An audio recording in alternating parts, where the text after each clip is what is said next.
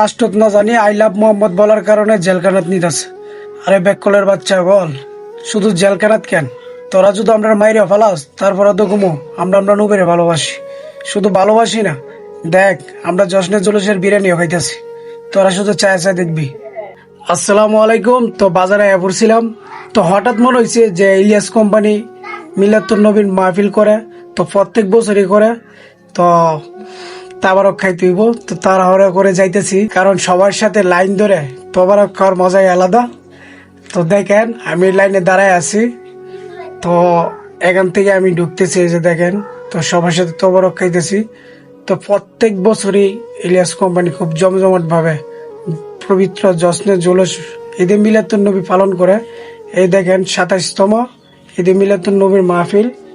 এই দেখেন একদিকে মানুষ খাওয়াইতেছে আর একদিকে এই যে তবরক গুলা তৈরি করতেছে। দেখেন কত সুন্দর ভাবে রান্না করতেছে বাবুর্চিরা। তো আলহামদুলিল্লাহ আমার তবরক খাওয়া শেষ।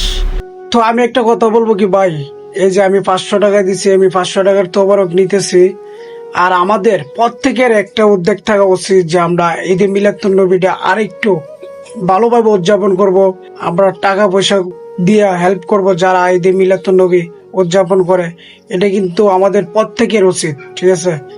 যারা যারা ঈদে মিলাদুন নবী উদযাপন করে আমরা যাতে ইচ্ছাকৃত ভাবে টাকা পয়সা দিয়া হেল্প করি, সাহায্য করি, যাতে আরো সুন্দর করতে পারে, আরো ভালো করতে পারে, ঠিক আছে?